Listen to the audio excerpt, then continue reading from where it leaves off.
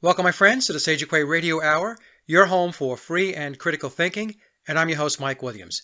Tonight, my very special guest is Freeman. In this discussion, Freeman explains why audience and subscriber support, especially financially, is imperative if the alternative research community is going to be viable. And so, without further ado, here's Freeman. Freeman, welcome to the show. I had a splendid time when I was a guest on your show.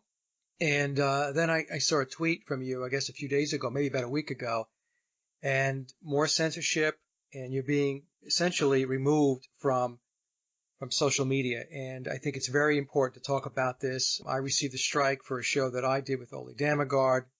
There was nothing inflammatory about the show. We just two people sitting down and having a discussion. But it doesn't seem like you can have an intelligent discussion or civil discourse. You either toe the line or you're out of here. So I know we want to talk about how we struggle with support as well from our listeners and our subscribers, and we'll get into that.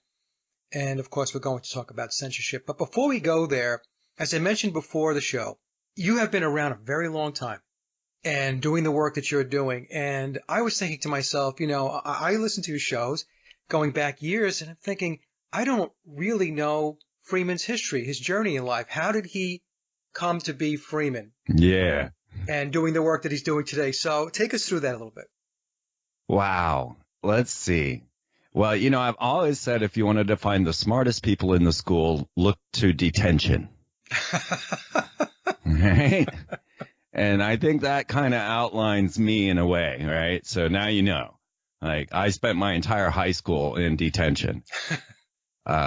But I'm an A student, right? Mm-hmm. I would pass or fail depending on whether or not I liked the teacher. And then I'd screw them in ways that they didn't see coming. I would take night school and get A's in the course while I was torturing the teacher during the day. So that's me, right? So immediately out of high school, I was like, okay, goners, I'm outie. And I became a beach bum. And I just lived in a Camaro with two or three other people. I don't know. You used to have to battle who was, there's not a comfortable seat in a Camaro to sleep in. No. So, but we did that for a long time. And I was beach bum. So I got bored with that and decided, well, let me go to this college thing and see what happens. And it turns out because I'm homeless, beach bum, and have nothing, they were giving me a free ride. I got a Pell Grant. I got into the honors college. It's called Interdisciplinary Studies. And it was a 2.5-year course that was basically the Club of Rome. Right? I mean, we read Limits to Growth as part of the class. And it was really the philosophy and mindset of the elite. And it was a 2.5-year course with 5 professors that once you were done with these 2.5 years, you graduated with an honors degree and you didn't have to take any required courses at the university. It covered everything.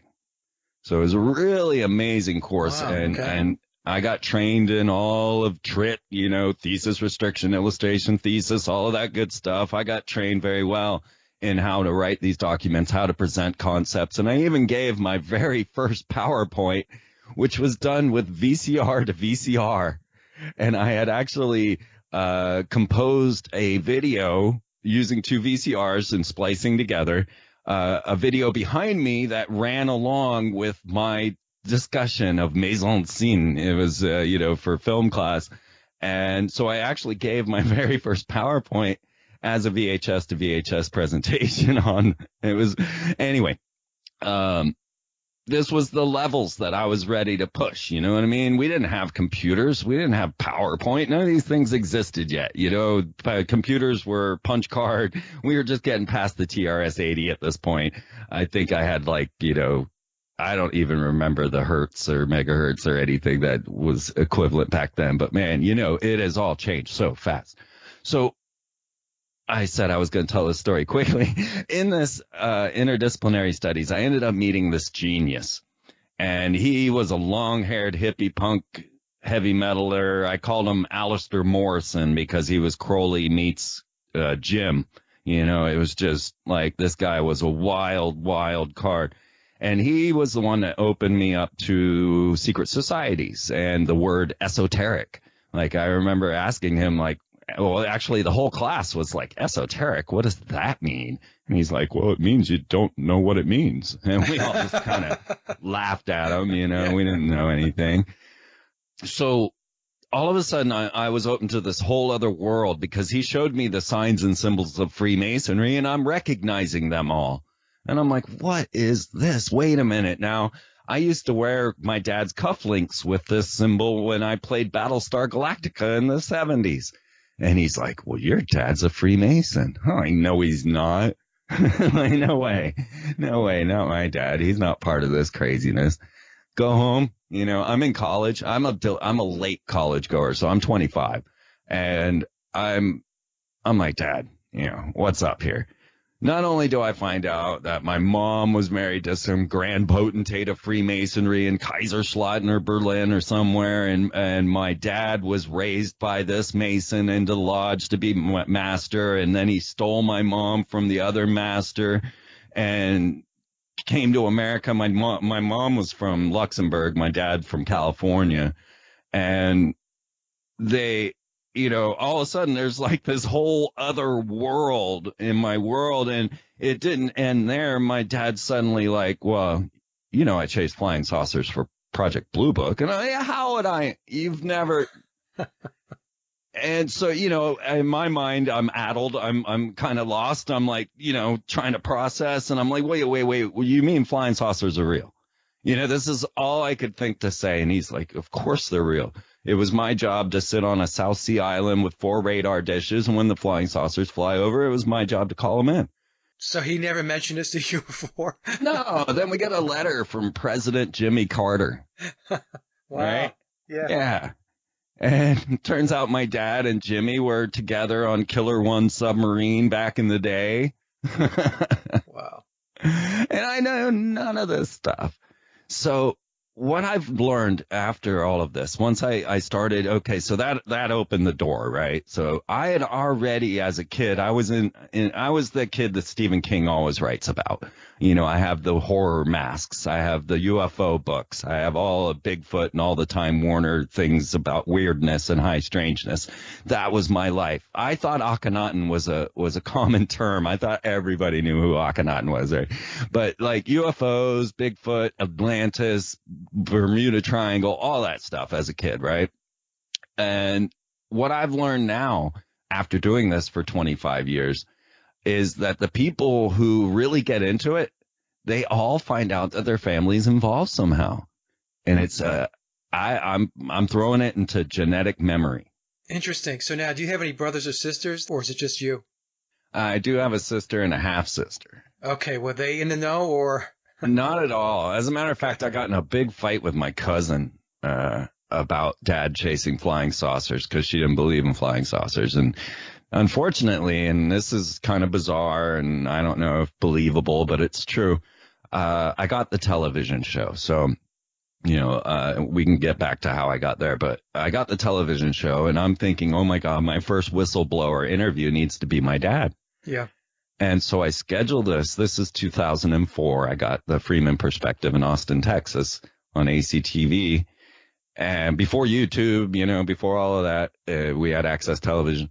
And my dad died the day I was supposed to interview him, and no one expected it. And it was really bizarre. I have weird conspiratorial thoughts of him having mind control and being triggered because he was going to tell me stuff. Because he knew I was coming, but he just didn't wake up that day.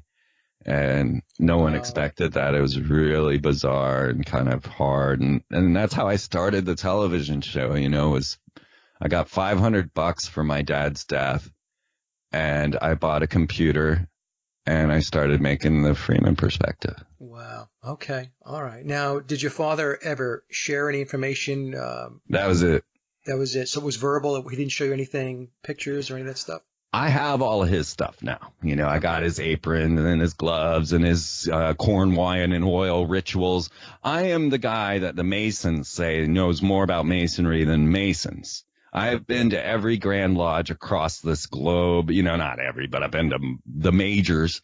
I've been to what my goal was to present to the world all these secret esoteric things that this genius had suddenly opened my eyes to. So I went to the Temple of the 33rd, but I had to get those pictures. What did we call it? Developed. Yeah, remember that? And how was I supposed to put these developed image into a television show? You know what I mean? And so that's how, people look at my first television show and they're like, it looks like VHS. I'm like, it was VHS. Of course, yeah. That's what existed. So now from there, you have just exploded with your conspiracy research. And as I mentioned before we get started, you've been around a long time. And now you're having difficulties, a lot of difficulties with getting your information out because of the censorship. Can you take us a little bit through how that started for you? When did you start to see that you were being suppressed? Really from the get-go. Right. I didn't ever make a big deal about it. I'm not an alarmist at all. Actually, the motto of my show is the future of friendship, So even though I was put up under higher restrictions than most, I didn't make a big deal out of it. So as an example, when E.T. and the Transhumanist Agenda video was made, I could not put this video on my YouTube channel. I have a whole list of videos that I cannot upload to my channel. Aliens from Hell, all of my lectures, the Free Your Mind 2 lecture, all of this stuff, I'm not allowed to upload. How do you know you're not allowed? Did you try and they blocked it, or? It says blocked worldwide. Okay, and it wasn't because of copyrights and stuff like that? That's what they say. But I tried cutting everything out, and I don't even know. I got one video that says it's blocked by the Latter-day Saints, and I have no idea. It's just me giving a lecture. I have no idea. I can't even go watch it to see what part. Okay, but the thing is, these videos are on other people's channels. Yeah. Right? Yep. I can download. So I had a guy who made a bunch of videos out of my work, and if I were to download them from his channel and upload them to mine, they would be blocked worldwide. So this has been my case since the beginning of YouTube. Now, I was up on Google Video back before YouTube. And for years, I was on Google Video. And I had millions of followers. And then they started the whole dipping of numbers and the first shadow banning all the way back in Google. Now, Google Video, we had to upload these videos at like 200 megabytes. And if you guys don't know, that's like nothing. I mean, you need gigabytes to put up video. And Google eventually sent us all a message saying, hey, we're filling up the internet. We're not going to be able to accept any more videos from you now. And YouTube had just begun. But who wanted to be on YouTube? All of a sudden, you had to figure out how to break your hour-long show or half an hour into halves or into 15 minutes. Right. And I had everything on Google Video, so why would I bother going? Because people don't realize that there was no editing software for the public. You had to have a television studio like Access in order to do any of this stuff. iMovie, I guess, maybe existed, but you didn't have this home software like we do now, where you could get Adobe or you could get Final Cut or you could get, that was all just for the masters and people with thousands of dollars and stuff. I was going to say, and if you could get it, it was a lot of money.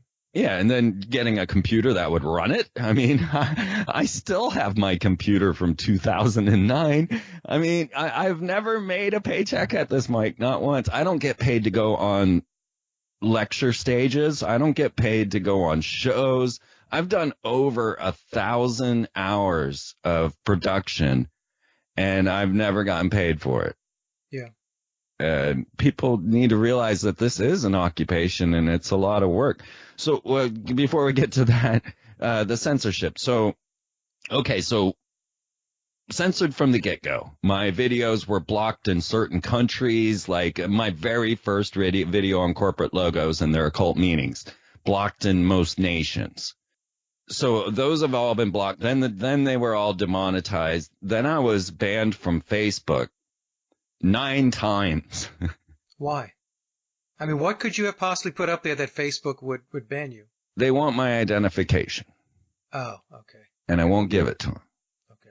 And so I just make another profile and I go and I get those 5,000 friends because they're all friends with Jamie. So I can just go to her friend page and refriend everyone. But I don't know if, well, I guess no one ever has done this but me. But to refriend 3,000 people on Facebook, you have to go and wait for them to load, wait for the thing to pop up, say refriend or whatever, send friend request, and then it has to reload the entire page again. You can't even leave that page because if you do, it won't load. And so it takes me an hour and a half to get 10 people of the 3,000. So I would just sit there, and I did this 9 times. It would take me hours upon hours. But to be clear, I'm currently blocked from putting articles on Twitter. I can post, hey, guys, I can't put articles on Twitter, but I can't put an article with that. Right? Yeah. It just vanishes. I see it post, and then it just disappears. And then I get the notice, failed to send tweet. And this has started last week. So now I can't tweet, but I can tweet my website. I don't know why. It lets me share my own link. But anyway, so I'm blocked from Facebook, blocked from Twitter. I'm currently banned from uploading to YouTube because, like you, I received 2 strikes for shows that were 3 and 4 years old. And they just came out of the blue during the YouTube purge. All of a sudden, boom, boom, 2 strikes. And so now I can't upload anything. So here's the crux is okay, I have 107,000 followers on YouTube. 15,000 of those people tune in every week.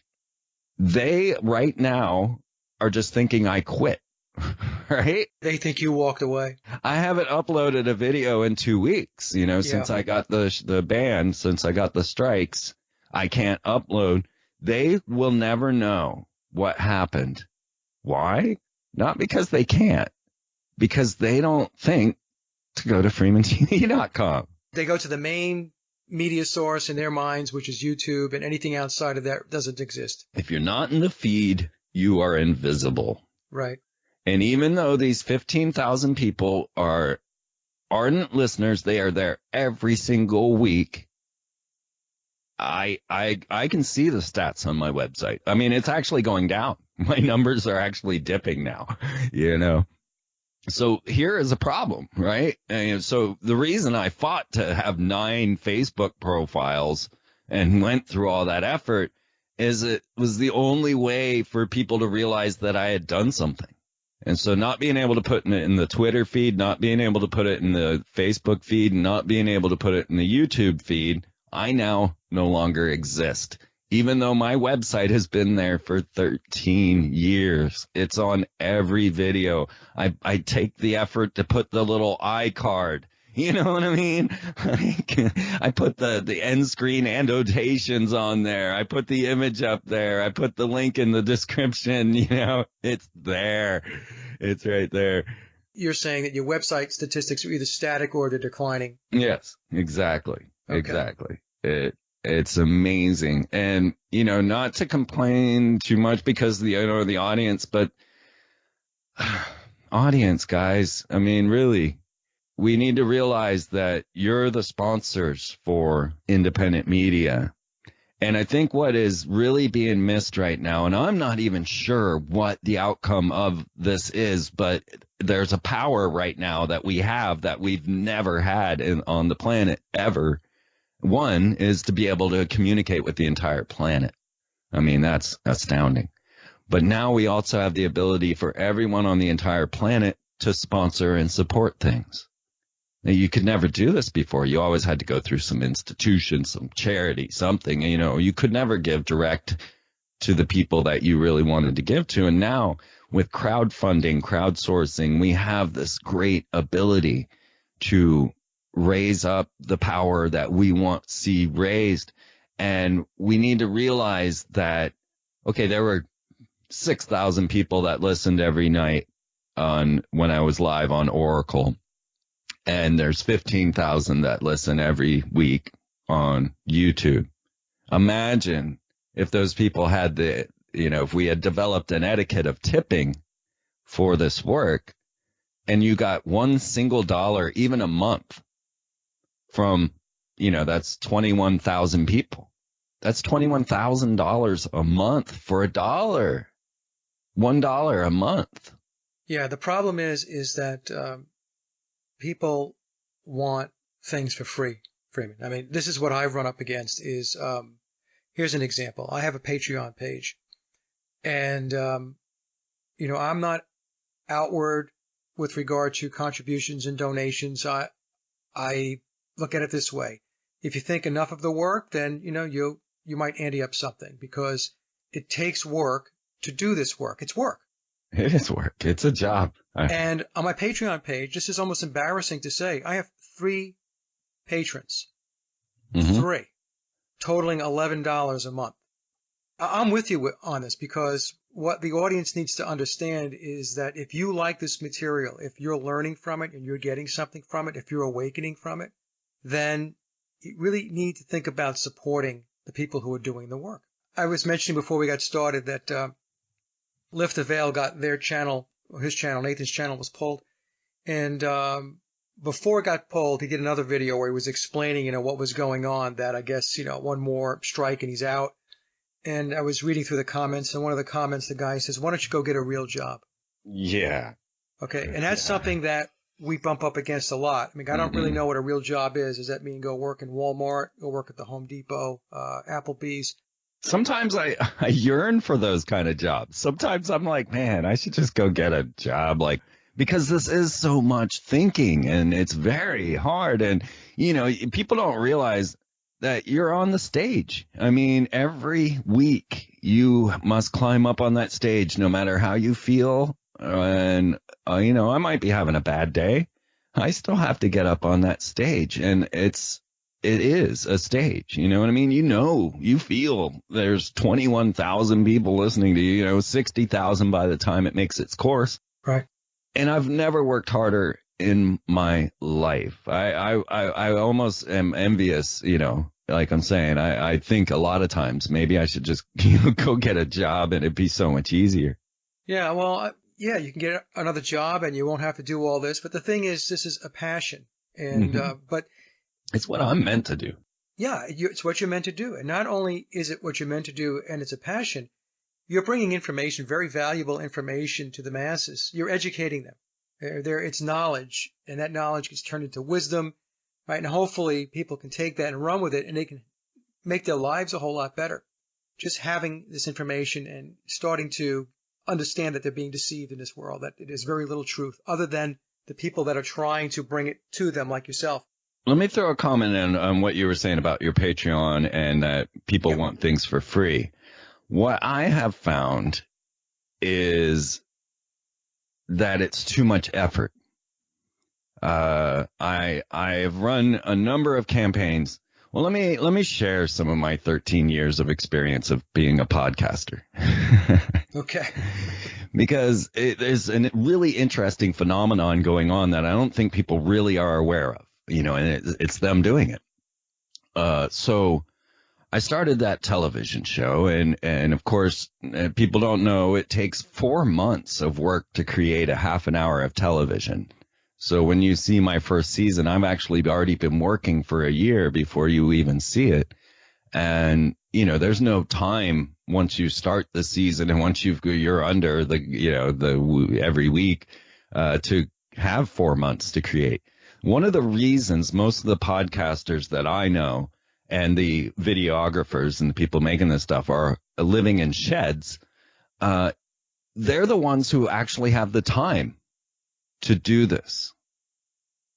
And same for me. I was living in a van on Christmas Light Street, making my television show in my van on my $500 Macintosh. And then I finally progressed to living on a jazz band's couch. But this television show cost me money to do. It didn't, I didn't get paid to do it. I paid to do it. Yeah. And so eventually somebody says to me, well, would you like to do a radio show? And I didn't know really what that meant. And so I became one of the very first podcasters because I had a friend who understood servers and things like that. And I had no idea. I would just send the MP3 off and it would be on the internet. And it was amazing. So I was one of the very first podcasters. I eventually got asked to go, and all of this came through freemantv.com. But I was eventually asked to go to a network, Oracle. And this was a really big lesson for me. And this will be the one that will kind of share what I'm trying to share with you. So I went to Oracle Broadcasting and did a live show there for 4 years. 4 years, yeah. And every week, every month I would tell people, hey, look, I'm about to be homeless. If you guys just send in $1, I'm good. There's 6,000 of you listening right now. Just send $1. I'm good. And of course I would get maybe $20, $30. And usually from 4 or 5 people sending me $5, you know what I mean? Yeah. This could be so simple. So eventually I ended up homeless, right? So I actually was homeless 4 times during this. And each time I would go homeless, I'd make it into a new production. I would go out and film my whatever adventure I was on, and I would produce that. I have put something new on the World Wide Web every week for 13 years. And I've never quit. I couldn't keep doing Oracle because I didn't have Wi-Fi. I didn't have, means because I was now homeless.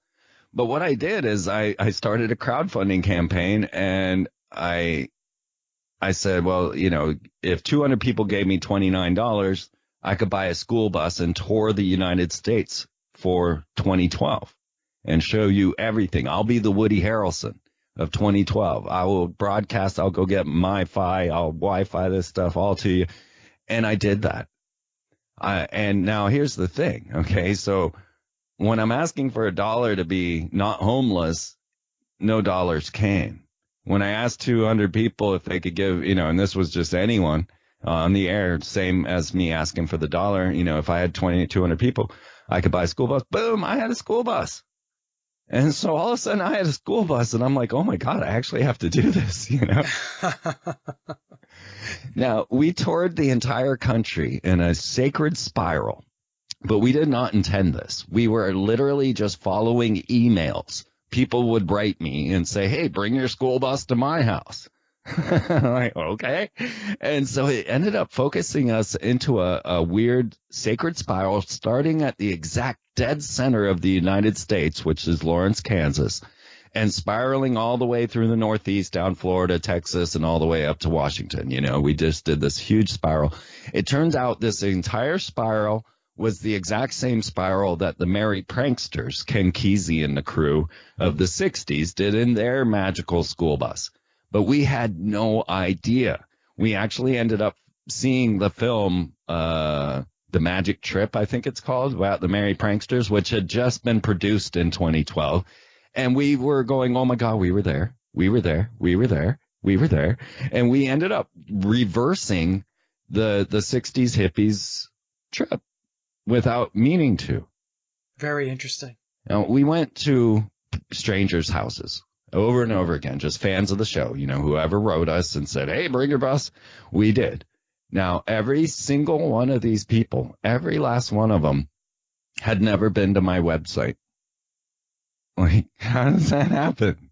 Like, I would ask every single one of them, well, how do you listen to the show? Oh, well, there's a Weebly site, a fan base site that occasionally puts your shows up, or, Stitcher, or, something. None of them had ever been to my website. None of them knew what I talked about. Like, every time I brought up something that I thought was the things that I like to talk about, the things that I've been told, if you ever bring this up again, I'm going to slap you, by people around me, they had no idea. Where is all that intel going? But okay, so, all right. So we've got this situation where people were willing to pay for a school bus, but not to keep me from being homeless. But then when I went on the trip, I went and I filmed everything. But what I did is I made a second YouTube channel for the 2012 bus trip. Now, right now, everybody on Twitter is telling me, well, just get a Vimeo channel, just get a second YouTube channel, just put it here at DTuber and all that, right? Oh, I've had those channels for 6 years. You know, Yeah. I've been on Vimeo for 5 years. I've had a separate YouTube channel for 6 years. It has 300 followers. You know, it doesn't matter. Okay, another point on the YouTube censorship is that there is a person who cloned my YouTube channel, has all my videos up, and even using my title of Freeman TV. You can do a YouTube search and find this. This guy only has 700 followers, but he has hundreds of my videos up, including the ones that I just got strokes for. They're still there. You can go watch them right now. Yep. All right. Your channel I got taken down. It's okay for him to have them up. He's still uploading. Yeah. I wonder if he thinks I quit. I don't know. Nobody knows. Nobody on YouTube's ever going to know what happened to me. You know, because they'll never think to go to freematv.com. Now, is your channel... I got 2 strikes, so I can't upload. And I went and I deleted any videos that I thought that they might give me a 3rd strike for. Well, they have gone after people who deleted videos, too. That's what they tell you when they sent you the message. It says it doesn't matter. But then all of a sudden they got that message out saying, sorry, we just hired 10,000 weirdos that deleted everybody's channel on accident. Did you hear about that? Yep. Yeah. So maybe I won't get the 3rd strike. But I can't upload for 3 months, so I'm going to be losing all those people, and they're never going to think to come to my website to find out that I'm still going, because that's what happened with the magic trip. So I started a 2nd YouTube channel, and I had it all on the front of freemantv.com so that everybody had a central place to come and view it. Well, no one did. So that whole magic bus trip, as I'm working my butt off to create, material, 300 people saw it. And then when I came back to the air, everybody wrote me scolding letters saying, why'd you quit? Why'd you quit? So here I am on the other end going, wait a minute, not only did I just end up homeless and make the biggest magic trip that was even impossible. I challenge anyone to take a 20-ton vehicle around the United States without a job. I did it. I proved that crowdsourcing, it's a way that we can manipulate or, free ourselves, because it's minimum input, maximum output. You just give $1, but 30,000 people give $1 and it's $30,000, So we've never had this power and we're not using it. And I was a classic example of that, because after I came off the bus trip, no one knew, no one followed, no one went to my website. And then they were all mad at me for being homeless. It's a bit disconcerting, Freeman, because everybody in the truth and the alternative research community, they know who you are. Like I said, you've been around a long time. You've done great work. And the minds of the people seem to be so transient. It's if you're not where I want you to be or where I go every day, I'm not going to search and look for you. If you're not there, you're not there. You're gone. Yeah. And that's almost like the mentality, which is kind of weird. It's I don't know. I don't know what to make of it. It's not a good mentality. It's like, well, I'm here. You're not. It's kind of weird. Yeah. And then they're mad at you. Why aren't you putting it up to YouTube anymore? Not to bitch at the audience too much. I mean, they are the only reason I do this. But yeah, I mean, I have been trying for 13 years. I really have. Thinking, and that was the moment that I realized that a website's pretty much useless, other than it projecting into the feed, Yeah. So people's shows come into iTunes. Like, I have people write me like, why aren't there any shows? And it's because they didn't go to iTunes, and they're all right there on my website. But Well, this calls into question, and I would say it's a concern, that venues like YouTube shutting people out, shutting the truth community out, it's a very, very big problem, because that is where people go, or Facebook or Twitter. And if they block you or they remove you from their platforms, they know that in all likelihood, your popularity or your material is going to suffer significantly, because YouTube, Facebook, Twitter, that's where people go. And having your own website, I agree with you because I have a hub website and I can see the statistics on my hub website. Now, people go there, but it pales compared to people going to my YouTube channel, going to my Blogger Right. site. Yeah, it's a real problem. And I guess, even all the way back to the days of MySpace, I thought people were going to my profile, to see all the wonderful things that I had put on and all the shows. And like my MySpace was really my website for a while. It was the biggest collection of my work until they suddenly updated and everything was gone. But nobody does that, like when you're going through your Twitter feed or your Facebook tweet, do you ever actually go to the person's profile and look at what else they've tweeted? Right. Never really. It's rare. And so it's the same for a website. It's just your profile page and no one's going to go to it. And if you're not in the feed, you don't exist. I mean, we definitely have gotten into an era of entitlement and an era of just, no responsibility. Like, let somebody else do it. Just get Google ads. Why don't you just get Google ads? So I did. And then they cut those in half or 2/3, I was almost making rent on Google ads. Now let me throw in another beef here, Mike. If you go to my YouTube channel and you look at the most viewed videos that are on there, I got one that's almost got 1 million views. Now, Freeman TV is the longest running talk show on YouTube. I'm in an HBO documentary about it, made by Alefantis. Interesting. Yeah. Michael Stipe and Alefantis. Michael Stipe goes to Spirit Cooking, Alefantis, and they produced a movie on YouTube Celebridom called Me at the Zoo, which was the title of the very first YouTube ever uploaded. And I was included in this YouTube Celebridom, of the early YouTube. And so anyway, that's how real my channel is, right? Almost 1 million views on Stuart Swerdlow, almost 1 million views on Return of the Nephilim, almost 1 million. I've never reached 1 million. But if you look at each and every one of these videos, the thing that makes them all the same is it's the stuff that people ridicule. So I honestly did get paid pretty good off of the Stuart Swerdlow lecture that I put up from Free Your Mind. And I banked that, because I'm a broke guy. I know how, I live without money. I've traveled the world with no more than $250 in my pocket. I've been broke for 25 years. You know what I mean? So if money comes in, I just kind of stash it and, wait to put it wherever it needs to go. The reason I got a payout on that Stuart Swerdlow video was because everybody hated it and ridiculed it. And so if you go and look at my YouTube channel and you look at the most viewed videos, you'll see they're the ones that receive the most ridicule, and that's what gets shared. Were they ridiculing you or Well, it wasn't even me for that one. Yeah. Return of the Nephilim is kind of, people are back and forth whether they like it or not. My stuff is art, you know what I mean?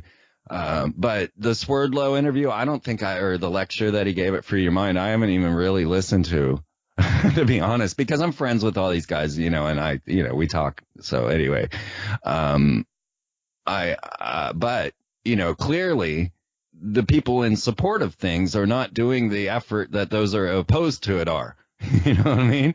Because all the good stuff doesn't get shared, but all the hated stuff is going viral. Yeah, that's the thing. When channels disappear on YouTube, what I've noticed is it's basically a shrug of the shoulders. That people are like, oh well, right. I'll just have to go someplace else now, or I'll add another channel into my feed. And it's a little disheartening. In fact, it can be very disheartening because there's a lot of people that are putting some very, very good content out there. And I'm talking about alternative research content, conspiracy research, and the like. And for folks to have the mindset that, well, here today, gone tomorrow, and a shrug of the shoulders, that's not good, And I don't know. It's almost as if they don't put a value right on the information that's being put out there. And they're learning from the material that you're putting out or the material that they're there every week, and they complain if I don't do it. Right. That's right. And so when you can't do it anymore because you've been handcuffed. Well, what and I hate to admit this on the air, but I was forced into making a member section. Yeah. And I had to conceal information from people in order to get them to pay me. And it works. That's the worst part. I'm finally, I still don't have any money of my own, but I'm now feeling somewhat stable. And, I don't think I'm going to be homeless in the next couple of weeks, which makes it a lot easier to work. But the downfall, the bummer of it is that I had to conceal information in order to get paid for it. Now, when you say conceal information, what do you mean? Well, I had to build a member section that's walled off from the rest of the world. So only the members get that hour of broadcast.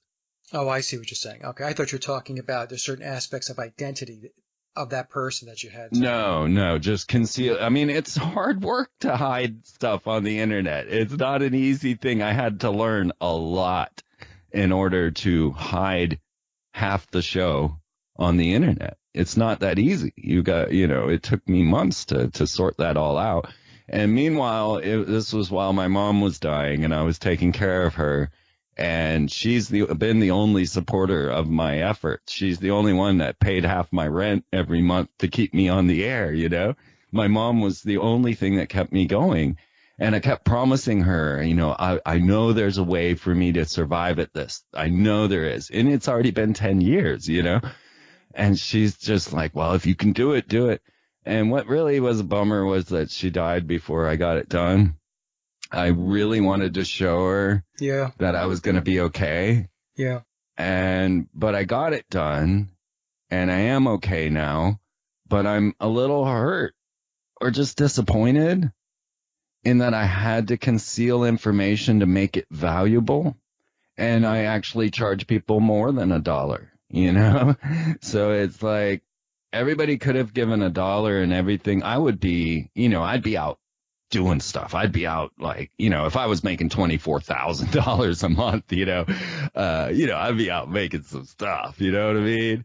But I'm barely scraping by. It's been 13 years of, oh God, am I going to be homeless every month, every single month. Like, please just don't let me be homeless. And it's been a strain. I've been homeless 4 times doing this, you know what I mean? But it's all I can do. I can't go get a job. I can't. I'll go live in the street before I do that. You know what I mean? Well, when you say can't get a job, you're talking about a traditional job, right? I mean, like I mentioned before, when you do this work. This is a job. Yes, I work 40 hours a week. I work harder than that. I don't think I ever shut off, honestly. I think I'm always working. That's the thing. People think that if you do this stuff that it's a hobby. You just happen to have free time. You have nothing else to do. And that's not the case. Don't get me wrong. There are people that do it as a hobby, and there's nothing wrong with that. But there are a lot of people who are doing this work. This is a full-time job for them. Yes. I mean, I've been to university. I graduated with honors. I know what it takes. And I put a university degree's work into each. And it's like a university that you never get to leave. You never get to graduate. Because, last week I was studying evolution versus Darwinism. I'm reading Evolution 2.0. I'm reading, this guy's book, that guy's book. I'm watching their videos. I want to give you the best presentation that this person has to offer. So I want to know everything they know. And pretty much when I'm on the air with somebody, I already know every single thing they're going to say. So it's not even a show for me to learn from. I already know everything they're going to say. It's just my job to present. But see, I never did that before. Like my early presentations for the first years and years and years, 10 years probably, I wasn't a radio talk show host. I was a researcher presenting my stuff weekly to a peer audience. I didn't have guests. Right. And if I did have a guest, it was somebody who was in the vein of my research that could help give me a little more insight on a certain topic of it, But I have not changed a single word of my research from the very first television show. In 13 years, I've not had to retract a single thing. Now we have Donald Trump coming forward saying, guys, I just had this amazing idea. You're going to love it. It's absolutely awesome. You're going to love it. We're going to build a space force. I just had this fantastic idea. It's going to be the most amazing Space Force you've ever seen, right? I've been covering the Space Force for 13 years. It's in my very first lecture. I mean, I got Obama cloning in the coming Space Wars, one of my films. You know, it's like, but people consider these old shows. And so they're like, well, you know, what's new? Why don't you just do it again? And dude, I studied so hard to give you this intel. I can't do that again. And if you won't go back and listen to the archives, you're never going to get it because I've forgotten it all, you know? That's a very good point that you're making, Freeman, because people have said the same thing to me. They'll say, well, when is the next show coming out? Or they'll write me and say, hey, you should do some shows on MK Ultra. Well, I have done shows on MK Ultra. You just have to go back and take a look, 2, 3, 4 years ago. There were some very good shows that I did on that topic. And it's interesting to me that, it's another example where people are just, they don't take the extra step to dig in, to look, to search, to look through the material. It's like they're looking for the newest show, and anything that you've done before that almost falls by the wayside in a way. Now, I'm not talking about everybody because I know and I know that people do go back to some of the older stuff and take a look at it. But I would say a good portion of the folks, they're just looking for new shows as if it's a new episode of the X-Files or something, Mm-hmm. It's kind of a weird dynamic. And when I test them on it, they know nothing about the things that I've talked about. It's I test my audience often on Twitter and stuff. Throw a question out there I know they should know the answer to and watch as they all flounder. Of course, there's only 5 people that ever retweet, tweet, or respond. It's always the same 5 people, even though I have 6,000 followers. 6,000 followers, and I'm one of the original Twitterers. Yeah. Yeah, that's the same thing on Facebook. You have a bunch of, I don't even call them friends. Obviously I have friends on Facebook, but they're connections. They're people that are connected to you. And it's the same thing I find on Facebook is that you'll be putting information up. My Facebook page is really nothing about me personally. It's an extension of the research and the stuff on the blog and the shows and the such. It's the same people that respond all the time. They're the people that are essentially engaged. And hundreds of others, I don't know where they're at. Yeah. Yeah. It's a really interesting game, and I don't think people fully understand it. The listeners, though, they obviously don't understand it, of what's going on as far as the amount of work that we have to do in order to make these productions. There's a reason that you don't see fully edited documentaries coming from everyone. I can't even remember the last good one I saw. And this is because there is no sponsorship. There's no support for anyone. And it takes, if you're going to do a good video, it's going to take you nearly a year, at least 6 months to create a half an hour. You know what I mean? And that's 6 months of 10-hour days without break. Exactly. It takes a long time, even if you're going to do a show. I try to explain this to folks.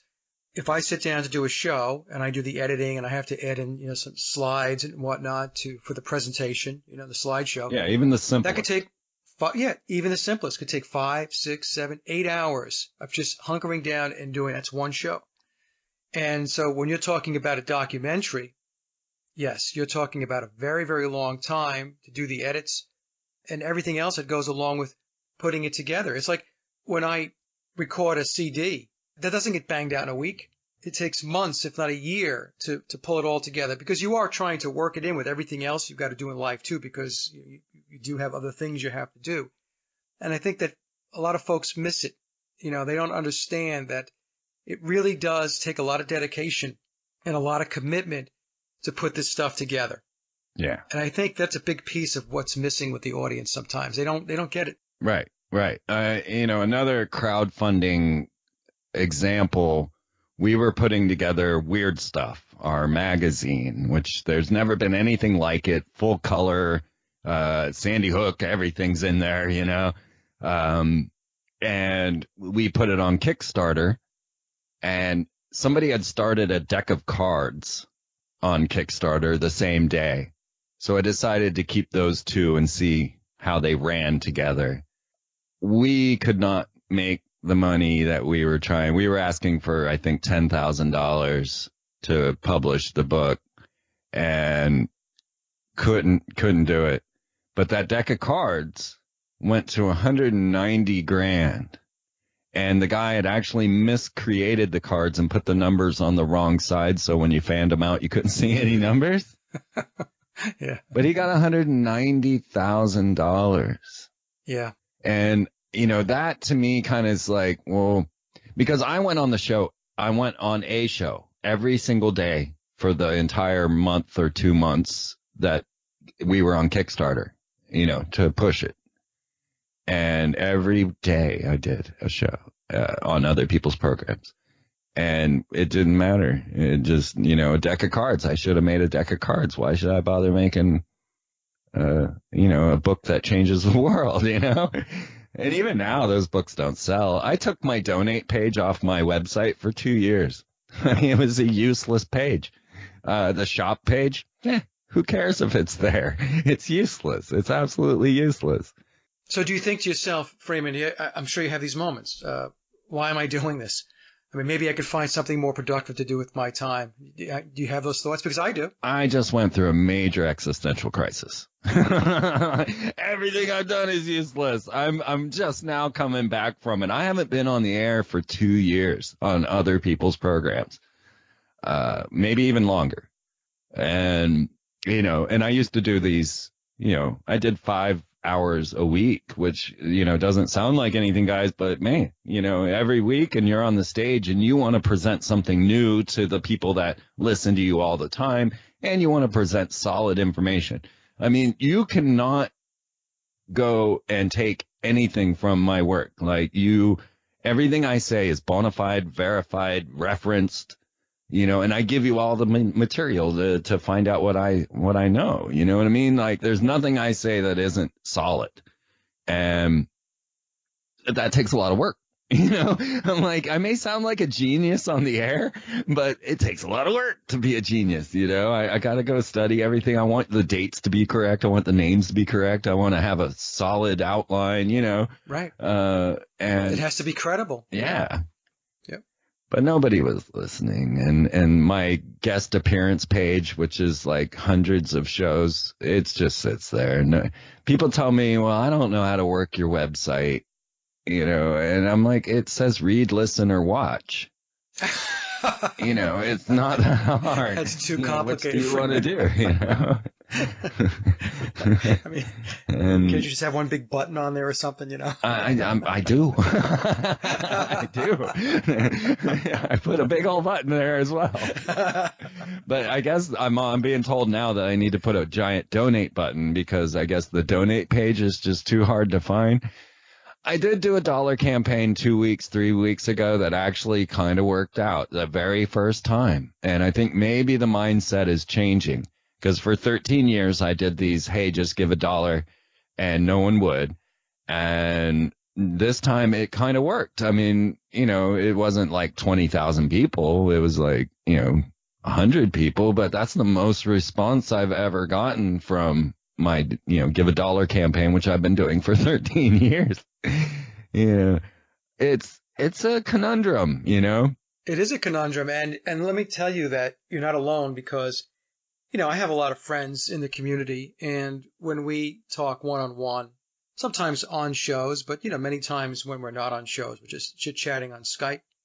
It's the same concerns that I'm doing all this work, trying to get the truth out there. And it would be nice every once in a while to get a little support. Yeah. And you don't want to go out there sounding like you're begging for support. I did. Nobody wants, but nobody really wants to do they hate that, it. right? Yeah. I hate it. Right. They hate it. Yeah. Right. So you want to approach it from the standpoint of, hey, it's a lot of work. If you guys enjoy it, if you help out a little bit, that would be great. Some support would be greatly appreciated. Look, I've had folks that have been very good with me. Every once in a while a donation will come through because they appreciate the work. But generally speaking, going back to my Patreon page, yeah, it's abysmal. And, it is. It gets to be a little bit of a drag after a while. And you do start to think to yourself, I don't know. Maybe there's something else that I could be doing with as much passion and maybe it'll be better off. I don't know. You also kind of got this thing in the back of your mind. if I had some mysterious death, I might even fake it. Who knows? But then all of a sudden your stuff has value. I've seen this happen again and again. Somebody commits suicide and suddenly, their topic has all this value. And so there's that kind of weird side to this thing. Like maybe I should just fake my own death and then everybody will go and listen to what I had to say. Yeah. Because it's all there. And yeah, man, it's something else. It really is. I guess I really have been crashing hard. And I haven't been myself, and I had an existential crisis, and my whole world fell apart, and I didn't have anyone there for me, and everybody around me just wanted from me, will you do the show or anything like that, just like I was getting no love and being just totally eaten alive, it felt like. And then all the work that I did do felt useless because it's old shows and nobody's going to go back and bother with that. And then they're all just telling me, well, just do it again. Or why don't you just make a different YouTube channel? And I'm like, dude, I did that 5 years ago. Obviously, look, there's 300 followers. It doesn't matter, Yeah, yeah. Yeah, and you don't want to go relive the past. This is work that you've done. You did a really good job on it. Yeah, you want to move forward. And otherwise, you're just, spinning in circles, and you don't want to be doing that. And I worked so hard on that stuff, It's like, there's some bona fide stuff in there, and it's all coming true. And that's another important factor, is it's all time logged. Like, wow, this guy was saying this back in 2008, man, So you get to kind of see that level. And because I was a researcher revealing my research live on the air every week, you get to actually follow along with the research and see how the story grew. How did I say Obama is a clone of Akhenaten? That didn't just come out of the blue. You get to actually watch me form the revelations. You know what I mean? Yeah. And I think it's something else. It really is. And I guess I felt like I'd been cast into the weirdo section, and I was a little mad about that as well, because everything I talk about is bona fide science. A quick example, I tested my audience and said, well, when did they clone the first mummies? And they were throwing out guesses, putting Barack Obama's birth date or, just saying, I think that's probably going on somewhere in a deep underground lab. And not one of them thought to actually search it and find out that in 1984 they cloned 3 mummies and that it's bona fide science, that it's right there. And it was in the New York Times, So I've been kind of cast into, when I talk about the space war, I think people think I'm talking about things like the secret space program. I think I've been thrown into the era of the flat earthers, you know what I mean? Like saying things that are just off of your, everything I say is bona fide. Everything I say is legitimate, can be resourced. You can go and back it up. You can take it to the bank. Children take my Barack Obama as a clone theory into the classroom and prove it and amaze their entire class. I got numerous letters from children that went into their classroom and proved Barack Obama and family were clones of Egyptian pharaohs, much to the amazement of their teachers and classmates. And they thanked me for the A that they received, Yeah. Well, what I found, Freeman, is that the more intellect and more sound reasoning and research that goes into a particular show, podcast, or research that is presented, your audience narrows considerably. Yeah. There's only a niche set of people or group of people that are going to be really, really engaged with real thinking types of work, where they have to sit down and appreciate what's being presented, and it makes them think, makes them question. And what happens is we are deluged with quote-unquote conspiracy channels and stuff that's out there that is conspiratainment. Right. There is no research behind it. There is no documentation. It's somebody, blowing off, their thoughts, opinions, taking positions as if they're fact. Right. Not doing really any research. That audience is large. For some reason, people love that bombastic nonsense. Yeah. But when you start to get closer to the tip of the pyramid as far as focused information, the audience narrows considerably. Yeah. And another example of ridicule making it further than science. There was a lady who took my work, and when I saw the Monster Drink logo, I immediately saw 666 because I'm trained in Hebrew, because I study magic. And so when I saw the Monster Drink logo, immediately it was, all I could see was VVV 666. That's all my mind would see. And I've spoken on this in numerous lectures. Some lady at a conference behind a table ranting about how the Monster Drink logo was 66. That thing has millions of views, but my lectures on it have thousands of views. I remember seeing that video of that lady going on and on about that. And that was my work, you know what I mean? And it's like, she got millions of views, and the source, not so much, So I created the very first show on occult corporate logos. I created the first documentary. I produced the first documentary on chemtrails. I produced and won an award for the first documentary ever on HAARP. I was the first person to show you the Denver International Airport mural on television. First person to put the Georgia Guidestones on television. And many of my concepts are, mine. So you won't find, I never studied another conspiracy theorist. They didn't exist when I was doing my homework. Yeah. So everything that you learned from me is hard-won information that took me 25 years to gather. So when did you get started? What year would you say that you actually were knee-deep into the conspiracy research? Was it the 80s? 93. 93. Yeah, and I had a major UFO experience that year. I had just graduated from interdisciplinary studies, got my honors degree, and me and a friend went to the beach for spring break to, let loose. We were graduated, and we got there. And instead of going to the throngs on the main strip of Daytona Beach, we decided to stroll 2 blocks to the beach and just sit and watch the waves for a minute before we went to the bar. While we're sitting there, this giant rectangle, I don't know, for me, it just was there, and we were just like, I have no recollection of it showing up, arriving, or anything. We were just sitting there pointing at this massive rectangle hovering over the ocean. It looked like it was subdivided into 4 squares, but it was a solid rectangle, massive, like not a V-shaped craft, not anything like that. If anything, it looked like a window into the other dimension that had just opened. Maybe somebody opened the dome in the flat earth or something, because it was massive and a rectangle. It made no sense. It was not aerodynamic, right? And we're sitting there just pointing at it, and then it flies off. And again, I don't remember it flying off, but I do remember my finger following it.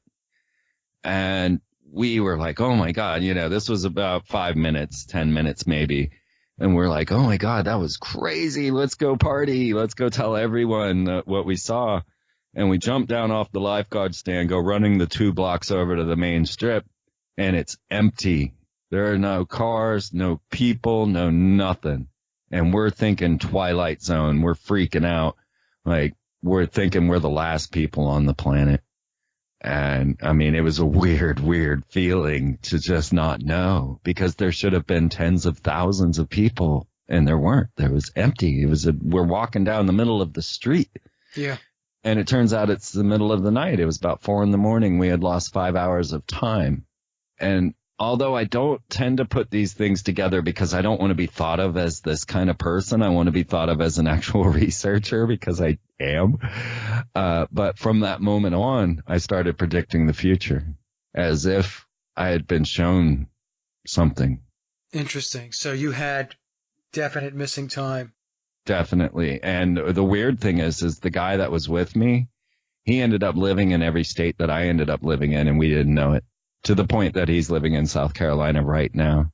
He lived in Lawrence, Kansas when I was in Lawrence, Kansas. He lived in Texas when I was in Texas. He lived now in South Carolina while I live here. And we did not ever know this. I finally found him on Facebook a couple of years ago. Now, when did you realize that you had the missing time? Was it immediate or was it afterwards? Well, it was figuring out when we're standing there in the middle of Daytona, on the strip, and it's empty. And so we decide, well, let's just walk to the bar anyway. And we walked down the street and we finally ran into a gang of kids and we're like, what's going on? Where is everybody? And I'm like, dude, it's 4 a.m, and that was when we were like, oh my God. Wow. And then we drove home, and my street is one street off the highway, and I couldn't recognize which one was mine. And then what was really weird, when I reconnected with the friend and we discovered that we had lived in the same place all this time, he's like, do you remember seeing Future Orlando? Because that's where we were.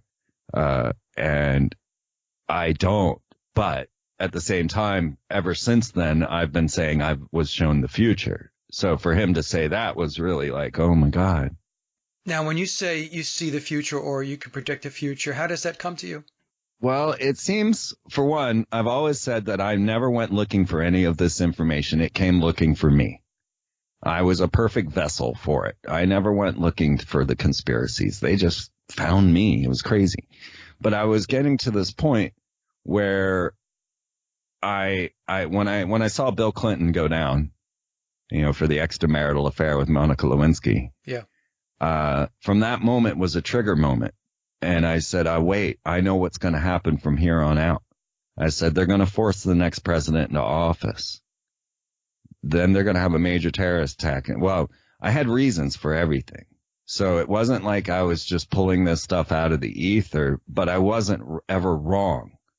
So the science I had applied worked all the way up to Barack Obama. So from Bill Clinton to Barack Obama, I had not made a wrong projection. So, for me, it was a science. And I've given this story a few times, but I'll go over it really fast. When I saw them taking down Bill Clinton for the extramarital affair, obviously social engineering, they want to destroy the ideal of the president, the man, because every president's had an extramarital affair. He's the only one they ever brought in front of a live worldwide audience and asked if he inserted a cigar in his secretary. You don't do that. Right. It's national security, man. So that was the trigger moment for me that said, okay, this will be the social engineering that will fall from this. Now, throughout the entire Bill Clinton era, I was predicting a 9/11 event. I said there's going to be a major terrorist attack in the middle of September. And then I updated that to say 9/11 because I learned the Luciferian meaning of those numbers. But I was expecting a major terrorist attack in the middle of September for years during the Clinton era, because they needed to pass the Homeland Security Act. I mean, same thing probably Bill Cooper and Alex Jones were doing, but I didn't know about either one of them. Yep. But, I'm like, they're trying to pass this Homeland Security Act, and they need a major event, right? Obviously. And then I focused on the magical aspects because I studied the Kabbalah. I quickly learned that Freemasonry was based on Kabbalah. So everything that I had to decipher had to go through Kabbalah. Had to go through Hebrew, had to fit the script. Everything had to fit, and it all did. So 9/11 is a Luciferian number. It's it's ignoring God, moving from 9 to 11. 10 is God. So anyway, I said, well, they're going to force the next president into office and make it obvious. And then I hear this rumbling of a W. And I say it's going to be that W because W is the letter of the fallen angels in Kabbalah. And since they're calling this guy W, obviously he's going to be the one that's forced into office. And they're going to make it obvious and make everybody pissed about it. And boom, they did exactly that, saying that he was forced into office through Jeb Bush and the court case in Florida, blah, blah, blah. And I was like, no, that's the conspiracy you're supposed to believe. That's the one that was supposed to social engineer you into an angry mob. And, of course, that worked. So when they forced the W into office, I said, okay, this will be the year that they do the mid-September attack. So I told a whole group of people, and I told all my friends for years, hey, there's going to be a major terrorist attack on 9/11. Don't freak out. It's all for your reaction. So boom, that happened. And that was a weird day for me because I just had people at my door screaming at me, demanding how I knew. And I'm busy going, know what? I have no idea. I didn't even know it was 9/11 that day, and I didn't have a television. But I was right again. So then I said, okay, the next president's not going to be an American. And you can see this one on my website. Like, I actually have this one, logged in, and that the next president after W won't be considered an American. And boom, the birther movement. And I'm like, no, the birther movement was the whole part of all of this. And it's the conspiracy you were supposed to believe. And it's the one that's supposed to make you an angry mob. Wow. So with that tactic and understanding, next thing I know, here's Donald Trump and Hillary Clinton at the debates. What do they bring up? Monica Lewinsky. Brought her into the showroom, showed the 4 sex victims of Bill Clinton, brought them to the debate for Hillary and Trump. Right. What was the next thing? Voter fraud. The same thing for W and the same social engineering. What was the next thing? They spent 15 minutes on Barack Obama's birth certificate at the debate between Hillary and Trump, with Trump saying, I was the one who made Obama release his birth certificate. So every social engineering trigger that I had said over the last 18 years was all condensed into 2 debates with Hillary and Trump, which, obviously none of that stuff had anything to do with either one of them. That's very interesting. Yeah. Yeah. So that was the future that I had seen and projected, and I just haven't been wrong yet. For me, it's a straight, solid science that I'm following. Everything that I say, I have a reason for saying it. Now, what do you see happening with Trump, Freeman? I mean, what are your thoughts on what this is all about? I've had a hard time with that one. It's insanity. I mean, it's obvious the Russia-China alliance is something I've been talking about the whole time, is who they want kind of in charge of this global network. And with Trump, I mean, it's so bizarre. It's hard for me. I talk a lot about the honey boo boo effect and the satanification of America, which was one of my lectures, which I mean, making America the adversary and making us look so stupid that nobody cares to blow us up. I mean, nobody cares if we get blown up. So the honey boo boo effect is part of the Trump idiocracy is another term you could use, but I use the honey boo boo effect because everybody else in the world thinks that we're honey boo boo because that's what's projected out to them. We're Big Brother, we're Honey Boo Boo, we're all those horrible reality shows, and now we got a reality star president, right? And I started getting insider White House knowledge from Omarosa on Big Brother, right? She's talking about Sean Spicer. She's talking about the shit that she has to deal with Trump. She's talking about all that on Big Brother. I don't know if you know this. No, I do know about it, yeah. Yeah, so, now I'm getting my White House insider knowledge from Honey Boo Boo, you know what I mean? But you know what? I am representing and recognized as the hero that I want to be. So not to diminish all the love and all the gracious comments that people give me, calling me legend and things of that nature, because I try to live up to that. And my whole thing, right? Like all of the information, all the data, all the other stuff, all of it's just there to release you from having to play the game. So you can just take that one side of me, which is the side that says, look, there is synchronicity. There is a divine force in your life that will guide you if you open yourself to it. And I want to prove this to you. And so I've gone, the school bus trip was part of that. Let me prove to you that I can do something impossible. Okay. Anyone that thinks that they can take a 20-ton vehicle around the United States that gets 2 miles to the dollar, without a job, go for it. I proved that it's impossible and I proved that I could do it. Right. So we are in this time where it's time for us to let go all of this stuff, like all the anger and everything that you're supposed to be feeling, all the riling and all the fighting and all of that is all the wrong path. And so thankfully I do inspire that synchronicity in people, and my motto of quit your job, save the world, it is taking hold, and people are feeling that they do have a divine purpose finally. And so that was my greatest gift to humanity, honestly. None of the information, all of that was just to release you from the sorcerer's spell. And then once we find ourselves and our own true purpose, then synchronicity takes over. We don't need leaders, and the universe goes on in the way that it should.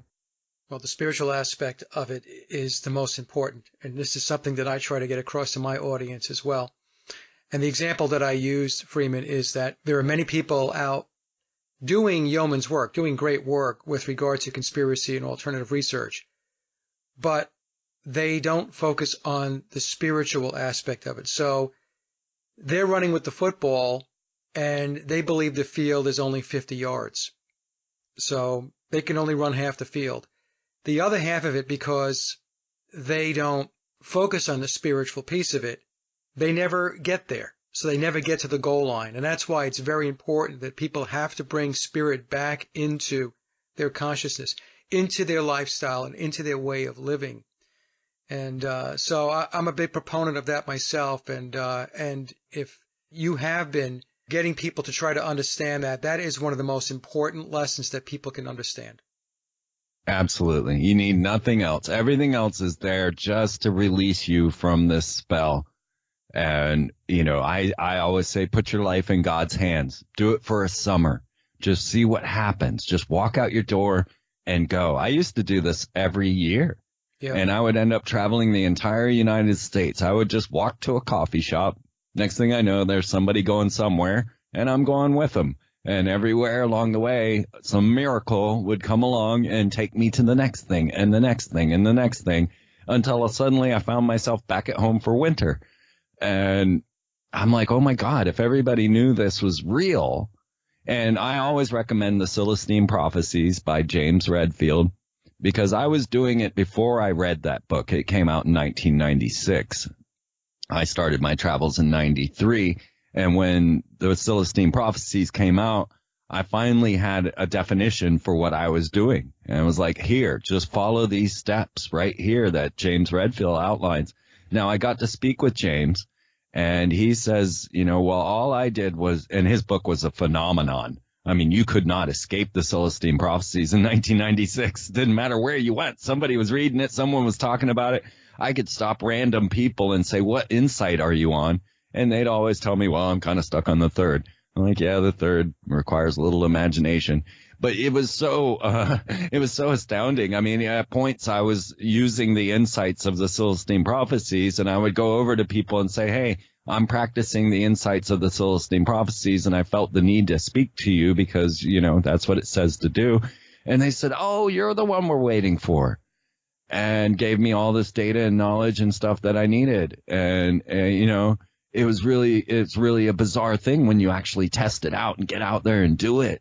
But the Celestine Prophecy is a great guidebook. I want to rewrite it, honestly. I want to take James's. But he said that he had just taken the modern psychology that he was in the university for and written it out in story form. And so I guess the world is coming upon, this Jungian idea of synchronicity. And once people start to realize that, then the psychopathic leaders are no longer necessary. That's right. That's right. I mean, once people take ownership of themselves and they allow their soul to take control of the steering wheel of the vehicle, right, of your life and your body, things are going to get a whole lot better. The problem is that in this reality that we're in, one of their biggest agenda items is to disconnect you from source, from creator. Yeah. To keep you from the light, right? To keep you in that very dense, heavy, that dark place. And the brilliance of their approach is that most people don't even realize that they are in a dark place. Right. That's the beauty. I mean, I hate to call it the beauty of something, but it is a brilliant scheme that they have going. People don't even realize that they are shackled. Yes. And it's once you realize that you're shackled and you realize that what you're doing, which you think is a good thing, or you think it's establishing you as a human being, or you think that's establishing you, or, your status as a person in life, your you're a pillar of society or whatever, because of your job and so on. You have a job title, you're a vice president or a president or whatever it may be. You realize that these are all fabrications. These are all aspects of the material world that keep you detached from your true existence, because you're focusing all your time trying to gather up as much stuff as you possibly can, because you have been taught that that is what determines your humanity. Yeah. Right. So, so it's a very, very wicked scheme that they have going. And, that's why people have to wake up, and that's why we need you. Yeah, yeah. And when you experience your first miracle and you're just covered in goosebumps and you just can't believe that the universe could align to make everything so perfect, that's when you know. But now I'm in the same boat with everyone else. I'm trying to live in the real world because they've been closing in around me. The velvet glove with the steel claws has been closing in around me. So freedom is not so free anymore. And those people that lived out in those nether realms with me, we've been pushed and confined and you can't go all the places I used to go as freely as I used to do it. That life no longer exists. So I'm trying now to learn how to operate synchronicity while in isolation, which is impossible because all these synchronicities rely on angelic beings coming into your life, which are the other beautiful people that come in and supply you with things that you don't even know you needed. So it's there. It's all there if we could just let go. Well, we're here to do a job, Freeman, you, me, and others. That's why we're here, to help get others to awaken. And I tell folks, it's not easy. When we came into this life, when we incarnated into this life, we knew exactly what it is that we were coming into, and that it was not going to be an easy road, and that all kinds of obstacles and the walls would close in, because the people that are in power, the controllers, they want to maintain their power and their control. And so it is a spiritual war that is taking place. So all we can do, and I completely I understand what you're saying, they're just trying to pull the rug out from underneath us every which way, we try to step. But our job is, even though sometimes it does get tough and sometimes you do have that thought, I'm going to be honest with everybody, I do. Sometimes I think to myself, why? Mm-hmm. Who's really listening? Am I talking to myself? But the thing is, there's this driving force inside of us that even though we have these thoughts, because it's normal to have these thoughts, you're here, you're still a human being, but there's this motivation and this drive that says, okay, it's nice that you have those thoughts. Now, keep going. Yeah. Right? That's what happens with me. Yeah. So. Yeah. I could do nothing else. I really couldn't. Yeah. I mean, even when I was serving up pizza at Kansas University as a job, I was also serving them documents on HARP, United States Space Force, chemtrails, back when we used to have to print those things out. Yeah. So even if I have a job, they just want to get rid of me as quick as possible because I won't shut up. Like, who's this weirdo, man? But I haven't had a job since 1999. So if that tells anyone anything about what you can do, I always say go look at freemantv.com and realize that everything you see there was done by a single individual. Every artwork, every link, every story, everything, every word, when you go through that 13 years of stuff and recognize that a single person did every graphic, I built the website, every single thing. Then you can see how much can be done by a single individual in the modern age. And how quickly we could change things if everybody really applied themselves. Exactly. So now, when do you get your YouTube channel back to where it's fully functional? You said you're on a 3-month. Yeah. You're in the penalty box of 3 months. So when is the 3 months up? February, March, April, I guess. April. Okay. It's not that bad. Yeah. Yeah. We'll see what happens. And I don't think I'm going to get the third strike. I really got freaked out last week when I couldn't tweet, though. That was my last bastion of social networking, and that's where I would share the articles for the show.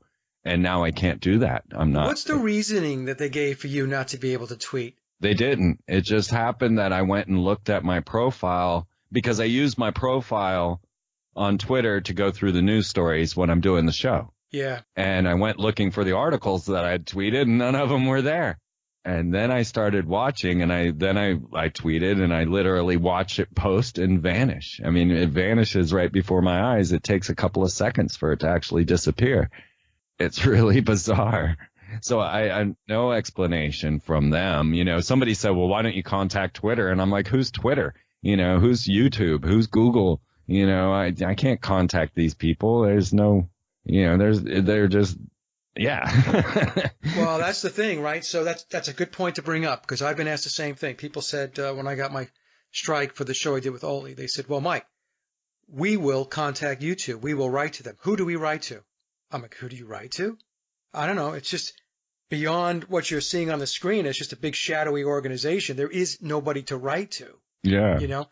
And I was trying to explain to the audience also that, you know, when you get one of these community guideline strikes and it says, now, if you think we're wrong, you can click the appeal button and you can appeal our decision. So you click the appeal button and you get about 200 to 250 characters to explain why you believe that they are wrong for what they did. And I clicked the link and it didn't go anywhere. I think I read that if you get a second one, that the appeal process, there is no appeal process. This is my understanding. So if you get the first one, there's an appeal process. If you get another community guideline strike, then there is no appeals process. But even if there is one, there really isn't one, you know. So I did mine, and I hit the appeal, and I did the best I could to explain in 250 characters or less why it is that they shouldn't have done what they did. And less than 24 hours later, they sent me another email, and they said, well, too bad. Our decision stands. That's pretty much what I expected, so I didn't even bother. Yeah, that's exactly what they'll do, you know. So the folks need to realize that they need to start going to people's websites. They need to become the sponsors of those websites and not force us to rely on Google, who is the devil, you know. It's Skynet. And, you know, YouTube was bought by Google, just like the killer robots from Boston Dynamics were bought by Google, you know? Yeah. Yeah. So, you know, I'm sorry, folks, if I have been harsh on the audience at all. But it has been a 13-year struggle of trying to prove that this really is an occupation and that it is worthy of your support. And I know you'll miss me when I'm gone. And, you know, and it costs hundreds of dollars a month to just produce a podcast because you want to contain your own server. You want to contain your own website. And the TV show was no different. It cost me hundreds of dollars a month. And I was a homeless kid living in my van, scrambling for food, you know, but I managed to go and get that money and get that show up every week. And, you know, so yeah, I mean, when people tell me that it's too complicated to go find your donate page, it's too complicated to go to PayPal and send $1. And why, you know, what good's $1? Well, $1 from all of you is a lot. It's a lot. And it really, really, really makes a difference in how the person feels and their work, because all we ever see are the complaints. You know, you go through my YouTube comments and just look what I have to deal with, you know. I don't get the glory, you know. I don't have people around me saying, hey, you know, you're a genius, you're awesome, or nothing. All I see is all the hate and vitriol that comes through the comments. And so the only gauge I have of how much people do care is the money, unfortunately. And obviously, it's just below homeless. Well, we're going to help to see if we can get you out of that status, Freeman. And it's a terrific conversation. I really enjoyed it. And you can come back anytime to talk about whatever it is you want to talk about. So I know you have that little hiatus right now with YouTube. So in the interim, if you've got some things to say or some things you want to present, just send me an email and we'll set it up. You got it. You know, there's lots going on right now, and I can't believe Trump's out there saying he thought up the Space Force. I mean, I've had the Space War News running for 10 years now. You should check to see if he's a subscriber in your membership. So. Yeah. He obviously doesn't know about me. He wouldn't be saying that stuff. I don't know, but yes, so it's all there, and thank you, Mike, for having me on and letting me say all the things that I probably shouldn't say.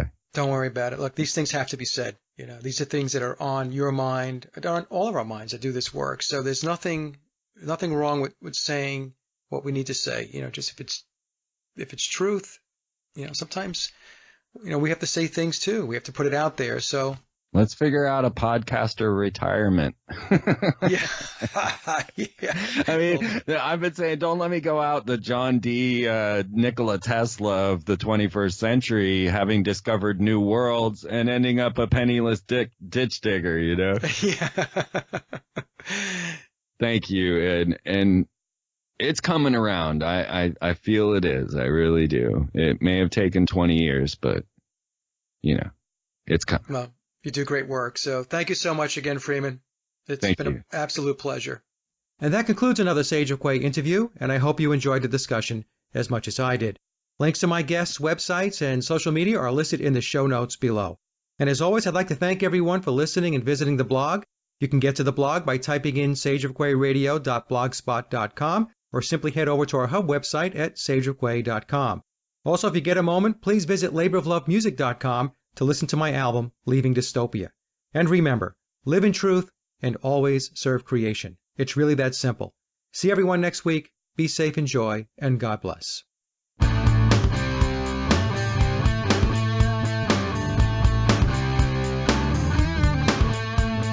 Hey there, girl, come on over here. Don't be shy, there's nothing to fear. I like your style, I like the way that you move. I love your smile, I really dig your groove. Take a trip with me, let your soul be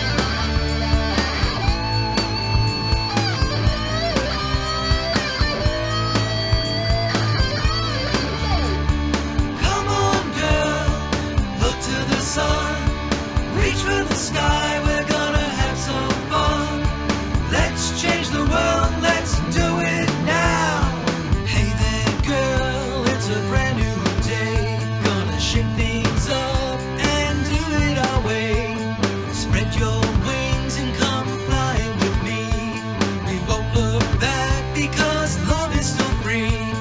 Make it real. We're gonna change the